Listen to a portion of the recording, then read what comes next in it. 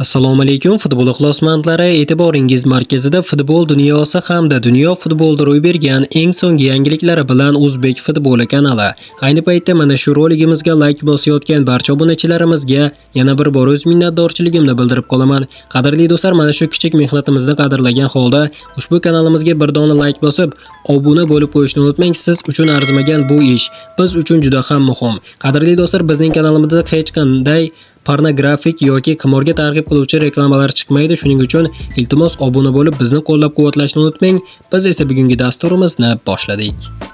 Qadrli do'stlar, diqqat qiling. Bugun juda ham ajoyib uchrashuv bizni kutib turibdi. Bugun shaharliklar peshqadamlik poygasini davom ettirib navbatdagi uy uchrashuvini o'tkazadi. Raqib uchun ham g'alaba juda muhim. Mag'lubiyat ularni qizil zonaga tushirib yuborishi mumkin. Ya'ni bugun Angliya Premyer Ligasi 29-turi doirasida Manchester City o'z uyida Nottingham Forestni qabul qiladi. Ushbu uchrashuv bugun kechki soat 12:30 da start oladi va bugungi uchrashuvda katta ehtimol Manchester City himoyachisi Abduqodir Husanov ham maydonga tushadi, chunki bugungi uchrashuv Manchester City uchun juda ham muhim do'stlar.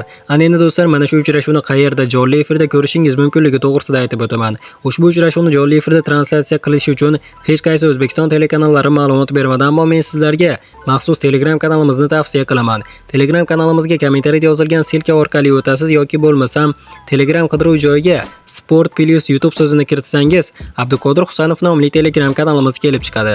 Telegram kanalimizga qo'shilib qo'ysangiz nafaqat bugungi Nottingham Forestga qarshi o'yin, balki yaqinda bo'ladigan Chempionlar Ligasi doirasida Manchester City va Real Madrid o'rtasidagi, xullas, barcha o'zbekistonlik futbolchilarimizning barcha o'yinlari Telegram kanalimizda, o'yindan keyingi vaziyatlar, fikrlar, barcha ma'lumotlar, o'yinlarning jonli efirlari barchasi Telegram kanalimizda bo'ladi do'stlar. Hoziroq o'tib obuna bo'lib qo'ying do'stlar, keyingi gal topa olmasligingiz mumkin. Barchani Telegram kanalimizda kutib qolaman do'stlar.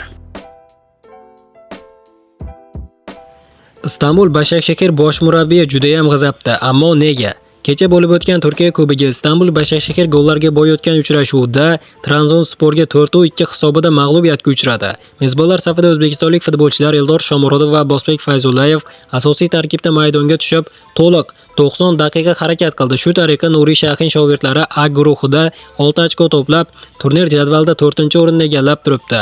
Endi esa murabbiyning gaplari. Nuriy Shahin o'yindan keyin shunday dedi: "Juda ham xafa bo'ldim. To'g'risi men bugun juda ham xafa bo'ldim, chunki biz kubok o'yinini tark etdik. Ikkinchi bo'limda biz ajoyib harakat qildik. Birinchi bo'limning 25 va 30 daqiqalarida yaxshi o'ynadik va hattoki oldinga o'tgan paytlarimiz ham bo'ldi, lekin kuchli raqiblarga qarshi 90-95 daqiqa davomida yaxshi o'ynash kerak." Shuningdek, u shunday qo'shimcha qildi: "Kubok biz uchun tugadi. Endi ligaga e'tibor qaratishimiz va ligada Yevropaga chiqish uchun hammasini qilishimiz kerak. Bugungi ko'rsatgan o'yinimiz unchalik yaxshi emas edi. Biz kubok uchun o'ynadik, ammo o'yinda bu sezilmadi. Ba'zi bir futbolchilar o'z ishiga yengil qarashdi. To'g'risi men ochiqdan-ochiq futbolchilarimni tanqid qilmoqchi emasman, ammo biz mavsum tugagacha esa yangi transferlarni amalga oshirishimiz kerak", deya fikr bildirgan Başakşehir bosh murabbiyi Nuriy Shahin. Qadrli do'stlar, albatta yangi transferlar deganda aynan Eldor yoki Abbosni nazarda tutmadi, ammo bugungi uchrashuvda asosan himoyachilar va darvozabon xatoga yo'l qo'ydi. Nima bo'lganda ham hamyurtlarimiz Eldor Shomurodov va Abbosbek Fayzullayevlarga omad tilagan holda kommentariyaga tushib, "Olg'a O'zbekiston, olg'a Eldor Shomurodov, olg'a Abbosbek Fayzullayev va olg'a Abduqodir Husanov" deb yozib qo'yishni unutmang. Va qadrli do'stlar, dasturimiz boshida aytib o'tganimdek, bugungi Abduqodir Husanovning o'yinini jonli efirda ko'rmoqchi bo'lsangiz, Telegram qidiruv joyiga Sport Plus YouTube so'zini kiriting va Abduqodir Husanov nomli kanalimizga obuna bo'ling. Kechki soat 12:30 da birgalikda ushbu o'yinni jonli efirda tomosha qilamiz. Mana do'stlar, bugungi videoda yetkazmoqchi bo'lgan yangiliklarimiz mana shulardan iborat edi. Video yoqqan bo'lsa like bosishni unutmang. Keyingi dasturlarimizda ko'rishguncha xayr, o'zingizni ehtiyot qiling. O'zbek futboli kanalimizdan uzoqlashmang. Tez orada ko'rishguncha do'stlar.